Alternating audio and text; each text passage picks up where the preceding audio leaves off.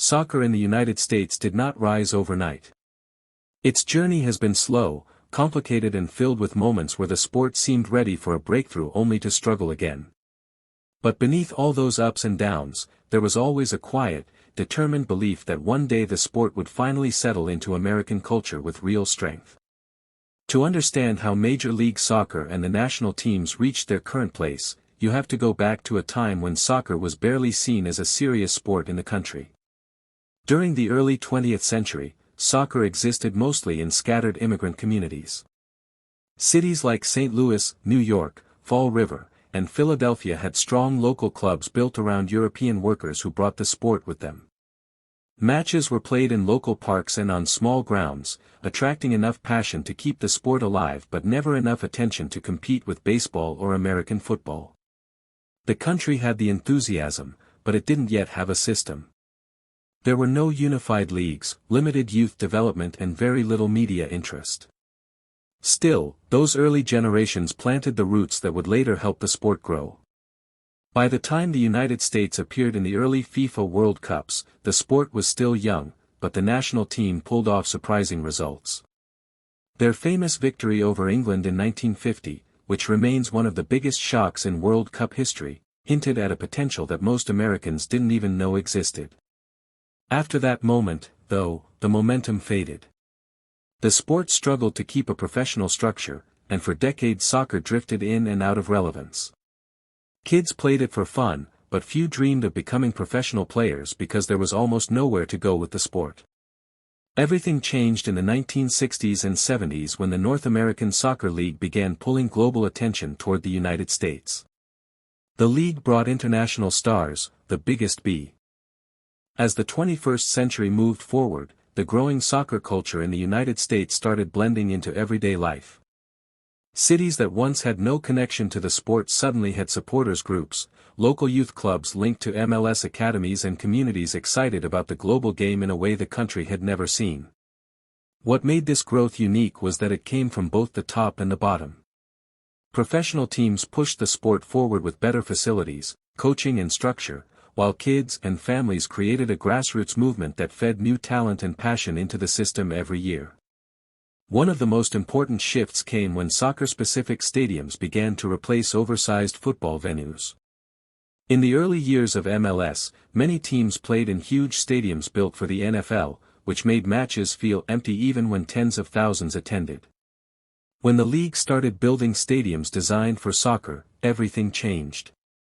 The atmosphere became more intimate, the visuals looked better on television and the matchday experience improved. Stadiums in Los Angeles, Columbus, Kansas City and other cities became symbols of the league's growth.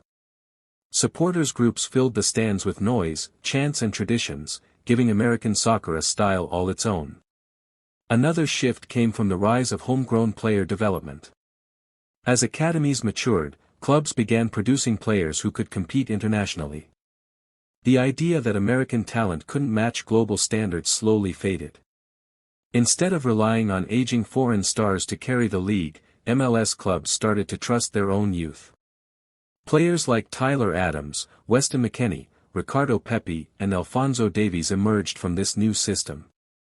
Davies became one of the most impressive examples of what the North American development model could produce when he moved from MLS to Bayern Munich and quickly became one of the best left backs in the world.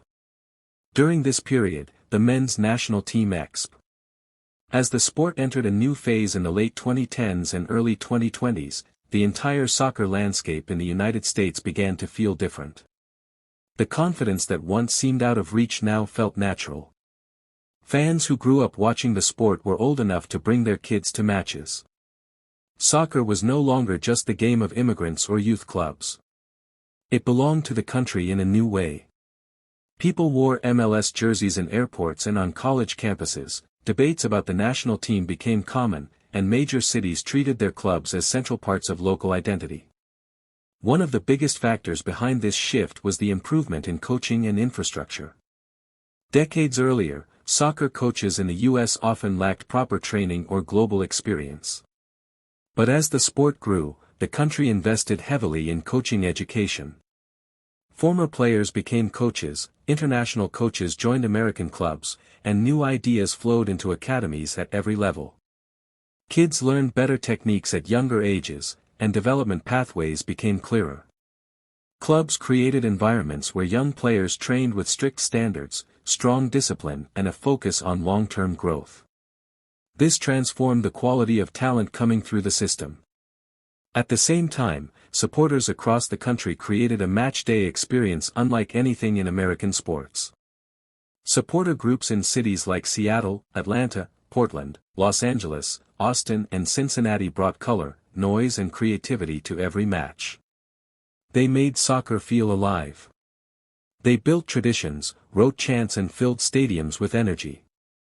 The supporters weren't just fans, they were part of the identity of each club. This helped MLS build a reputation as a league that valued passion and culture, not just competition.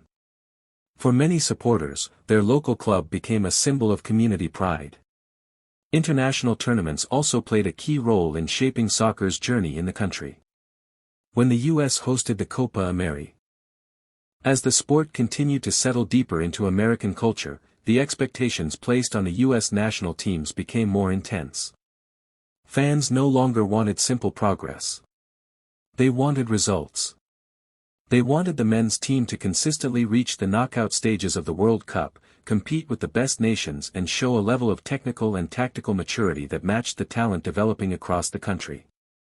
For the women's team, the pressure came from maintaining their place at the top of the world amid rising competition from Europe and Asia.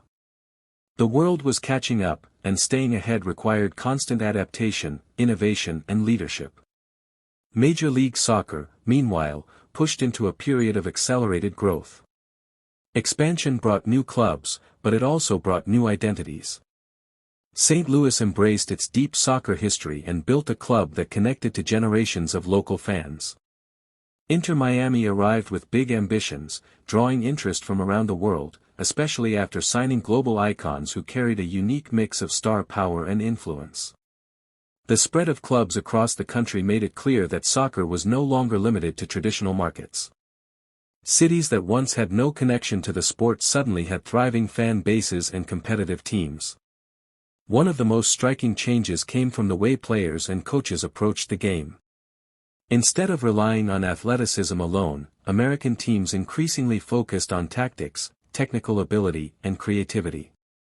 Young players grew up in environments where possession-based play, pressing systems, and modern training methods were normal. The influence of international coaches and the exposure to global leagues helped shape a new generation that was more comfortable on the ball, more aware of movement, and more confident in tight spaces. This shift in philosophy signaled a new era for American soccer, one rooted in skill as much as strength. The connections between MLS clubs and European teams grew.